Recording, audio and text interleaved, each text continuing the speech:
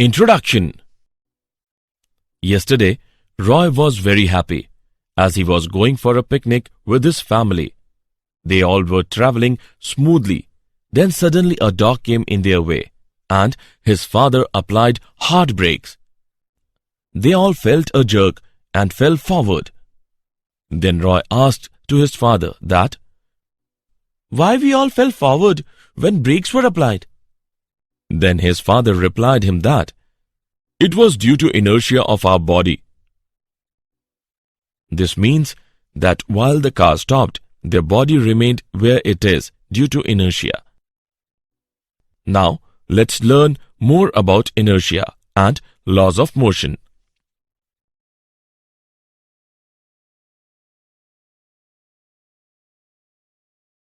Objectives.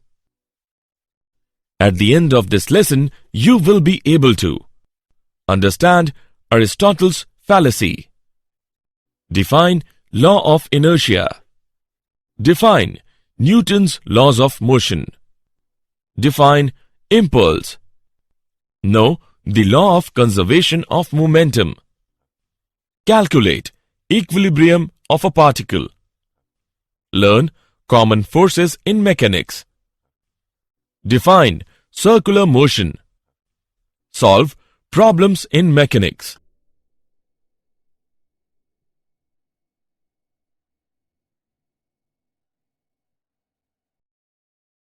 Aristotle's fallacy. According to Aristotle, the Greek thinker, an external force is required to keep a body in motion. Let's understand with an example. A toy cart is at rest. When a boy pulls the handle attached to the cart, then the cart comes into motion. And when boy releases the handle, then cart comes at rest. Now, according to Aristotle, cart came at rest because there is no external force applied on it. But actually, the cart comes at rest due to frictional force of the surface, which opposes the motion of cart.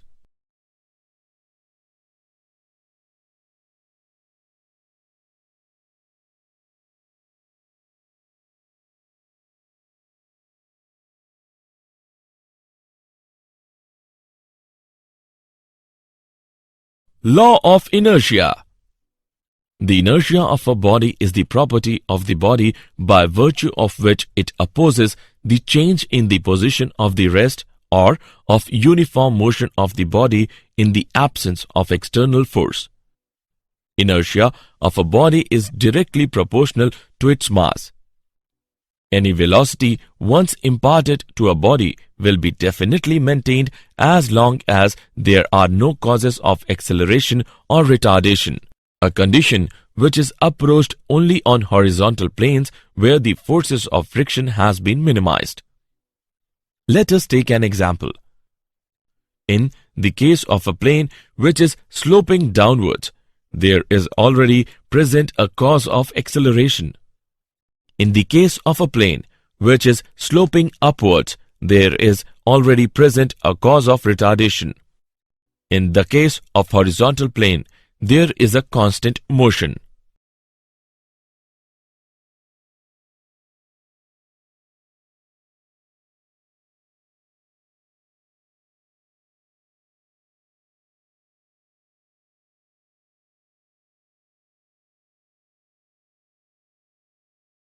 Newton's first law of motion.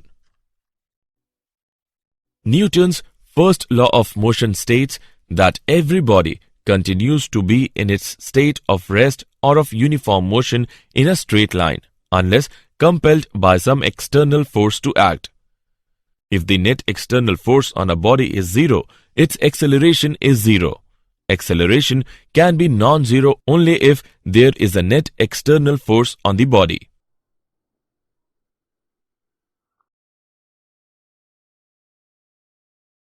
Newton's second law of motion. First of all, we will talk about the momentum. Momentum of a body is defined as the product of its mass and velocity. P is equal to m into v. It is a vector quantity. The direction of momentum is in the direction of velocity. Its SI unit is kilogram meter per second. Newton's second law of motion states that the net external force acting on a body is directly proportional to the rate of change of its momentum. Its equation is given as: consider a body M initially moving with a velocity of u meter per second. When a force of F Newton is applied on it, its velocity becomes v meter per second after a time of t second. Then, according to Newton's second law, F is equal to mv minus mu divided by t. F is equal to ma, where a is acceleration produced in the body. Hence, the net external force acting on a body is equal to the product of its mass and acceleration produced in it.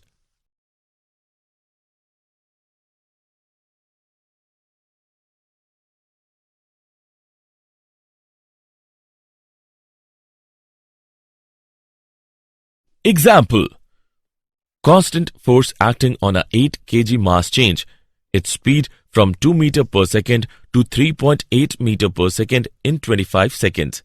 If the direction of motion of the body remains unchanged, calculate the magnitude and the direction of the force. Let's see the solution. Let's take an example of Newton's second law of motion. Given values are: m is equal to 8 kg, u is equal to 2 meter per second, v is equal to 3.8 meter per second, t is equal to 25 seconds, f is equal to ma is equal to m into v minus u divided by t is equal to 8 into 3.8 minus 2 upon 25. Force is equal to 0.58 Newton. Because the direction of motion does not change but magnitude of velocity increases, therefore force must act along the direction of motion.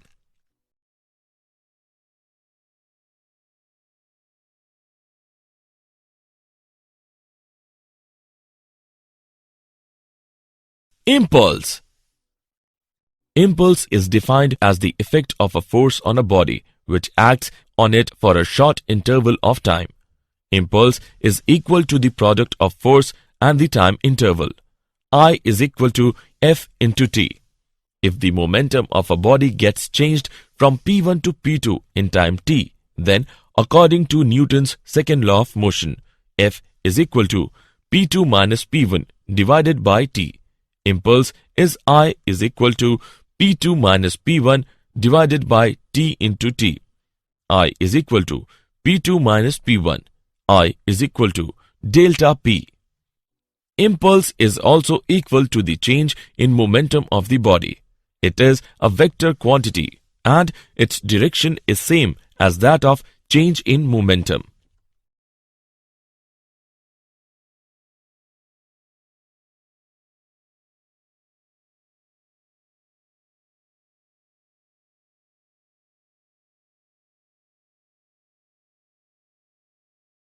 Newton's third law of motion.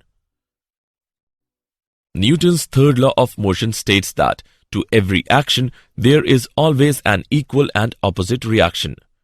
Action and reaction are equal in magnitude, opposite in direction, and act on different bodies.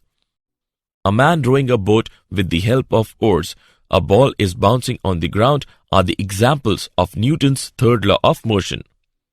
Consider a pair of bodies A and B. Then FAB is equal to minus FBA. One of the two forces involved in the interaction between two bodies may be called action force. The other force will be called the reaction force.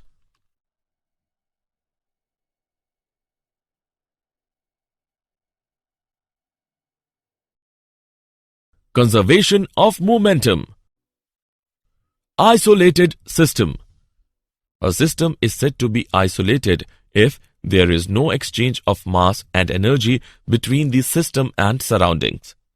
Conservation of momentum states that in the absence of an external force, the total linear momentum of an isolated system remains same or conserved. Explanation using Newton's second law of motion. When there is no external force F is equal to 0, then dP by dt is equal to 0. P is equal to constant, mv is equal to constant, m1 v1 is equal to m2 v2. Explanation using Newton's third law of motion. Consider an isolated system which consists of two particles of masses m1 and m2. Then total mass of the system is m is equal to m1 plus m2. Let a force F be applied on the system, due to which F1 and F2 act on m1 and m2 respectively. If there is no external force acting on the isolated system, then F is equal to 0. d by dt of P is equal to 0. P is equal to constant. Hence, the law of conservation of linear momentum is proved.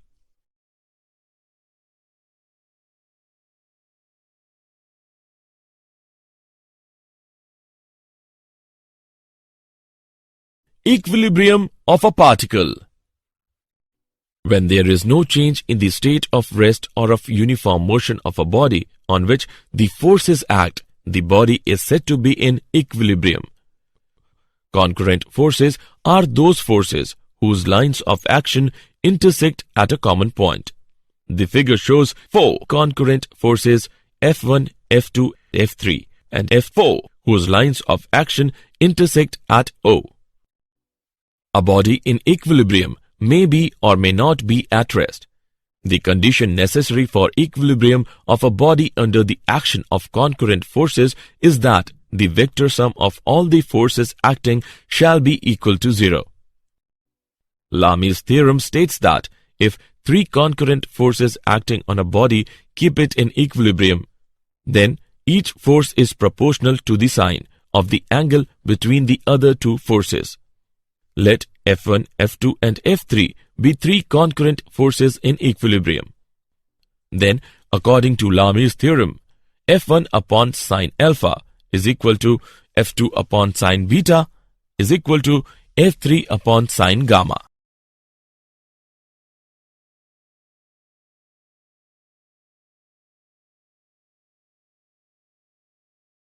Common forces in mechanics. In mechanics, we encounter several kinds of forces. The main contact forces in mechanics is friction. Friction. It is defined as an opposing force which is set up between the two surfaces in contact when one body slides or rolls or tends to do so on the surface of another body. It acts on both the bodies tangentially on the surfaces in contact and obeys the Newton's third law.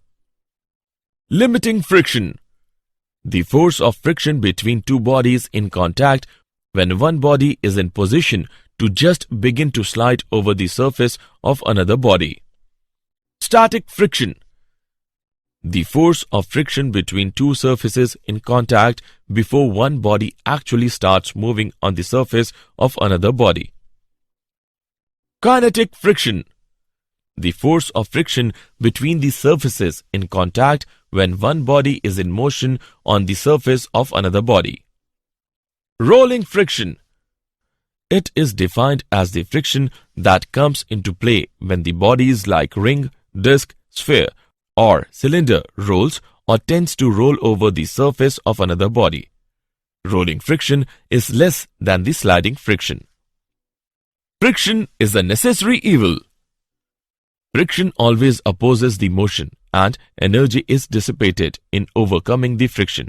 But at the same time, it is necessary because it helps us in walking, moving bodies and transmitting power. Methods of reducing friction. Friction can be reduced by reducing the value of coefficient of friction for the two surfaces in contact. This can be done in the following ways. Number 1. By polishing. Number 2. By lubricating using lubricants. Number 3. By converting sliding into rolling.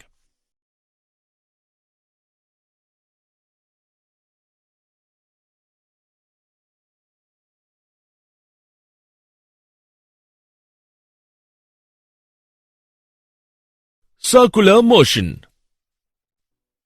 When a body moves on a circular path, then its motion is called circular motion. And if a body moves on a circular path with a constant speed, then its motion is called uniform circular motion.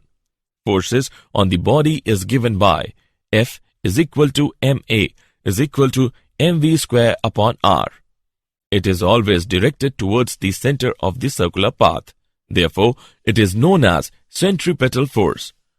Some examples of horizontal circular motion are: Number 1. Vehicle taking a circular turn on a level road. When a vehicle takes a circular turn on a level road, the force of friction between the tires of the vehicle and road provides the necessary centripetal force to the vehicle. The maximum speed with which a vehicle can take a circular turn of radius r on a given road is given by V is equal to under root mu rg, where V is equal to speed of the vehicle, mu is equal to coefficient of friction. Number 2. Banking of roads. In hilly areas, circular turns are very frequent and sharp. Therefore, roads are made in such a way that their outer edge is slightly raised than the inner edge, so that sufficient centripetal force could be provided. If the vehicle takes a circular turn of radius r on a banked road with speed v, tan theta is equal to v square upon rg, where theta is the angle of banking. Number 3. Bending of a cyclist.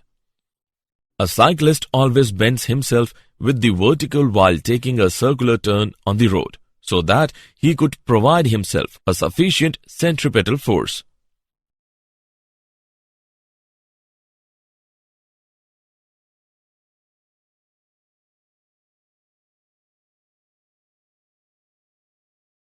Solving problems in mechanics. To solve a typical problem in mechanics, we should use the following steps. Step 1. Draw a diagram. Step 2. Choose a convenient part of the assembly as one system. Step 3. Draw a separate diagram which shows this system and all the forces on the system by the remaining part of the assembly. Step 4. In this diagram, include information about forces, that is, either given or you are sure about them. Step 5. If required, follow the same procedure for another choice of the system.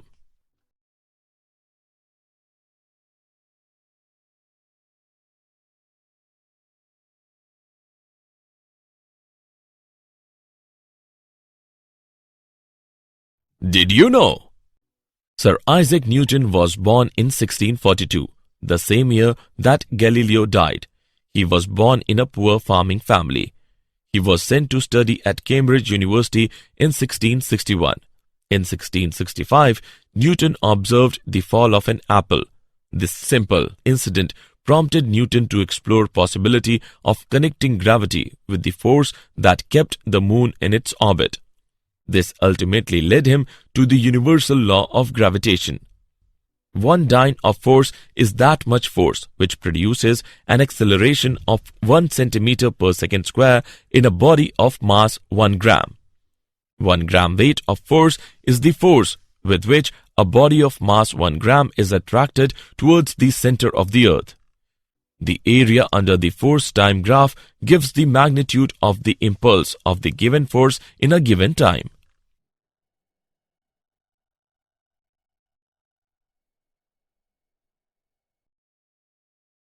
Summary. Let us summarize what we have learned. Gravitation is a natural phenomena by which physical bodies attract with a force proportional to their masses. The inertia of a body is the property of the body by virtue of which it opposes the change in the position of rest or of uniform motion of the body in the absence of external force. Newton's first law of motion states that every body continues to be in its state of rest or of uniform motion in a straight line unless compelled by some external force to act.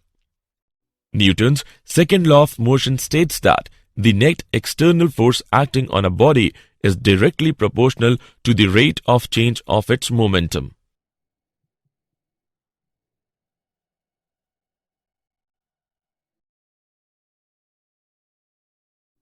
Impulse is defined as the effect of a force on a body which acts on it for a short interval of time. Newton's third law of motion states that to every action there is always an equal and opposite reaction. Conservation of momentum states that in the absence of an external force, the total linear momentum of an isolated system remains same or conserved.